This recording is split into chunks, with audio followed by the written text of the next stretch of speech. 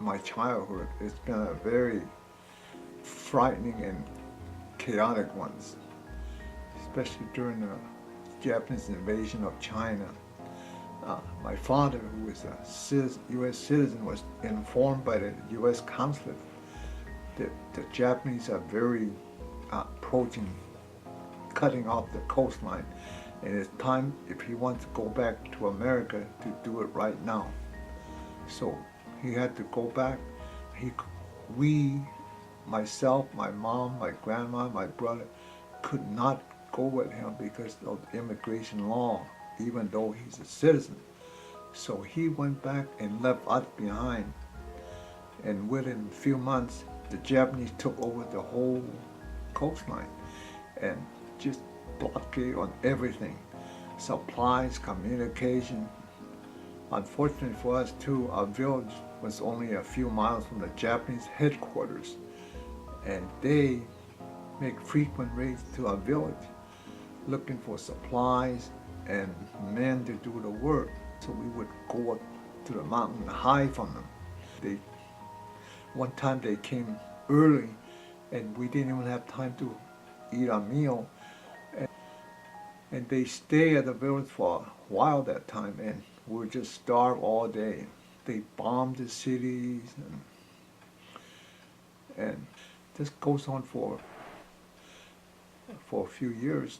And then one day suddenly, the Japanese patrol didn't come for a few days. We thought that they would just move to another location, so they had the lookout, a designated lookout, to check on the headquarters, and to his surprise, they're all gone. And he came back, he was yelling, they're gone.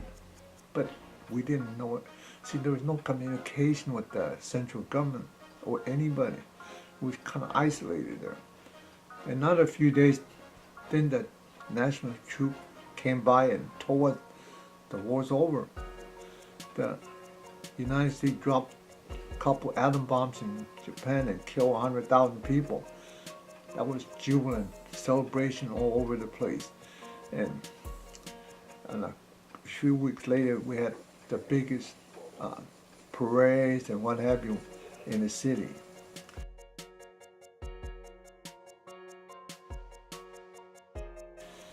After the war, I never thought that I would be able to come to America because the immigration laws are very strict. Then suddenly in 1949, they changed the law. Anybody who's under 18 was going to get preference treatment to come over. So I was just 11 years old, and I came to America to rejoin my father. But all that time, I never had any preparation about learning English or even the alphabet. So my father took me to a school and asked the principal if I could be in the second grade. And I know the principal was very reluctant to do it because he said, I'm too old. I'm 11 years old in the second grade. But finally he agreed to let me stay there for a few months. By the summer, he hurried and put me in the fourth grade. And after a year that they shot me up to the sixth grade. It's not because I was smart, it's because I was just too old. But these two obstacles had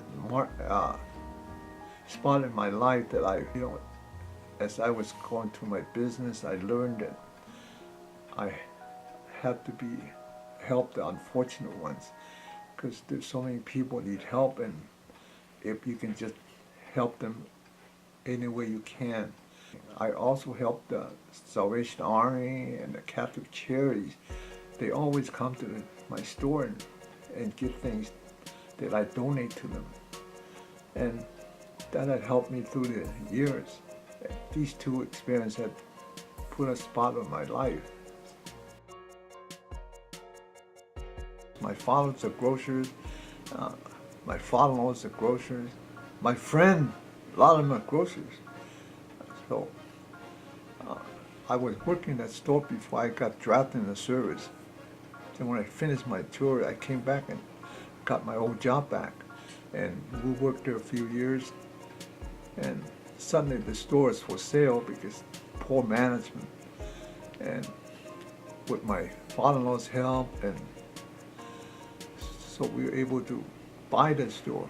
And after 25 years, we were the store was in a good location because we were right next to the bank, and they needed to some space. So they asked me if I would tear down my store and build a two-story building, and they would rent from me. So I thought it was a great idea and a great time to retire, and that's had been my success so far. To me, there's no secret. Success is hard work, and that was the principle I used in my business for a long time. I still want to think that my success story is that I was able to send my 3 children to college without getting them into a student loan. That's one of my, to me, that's my biggest accomplishment.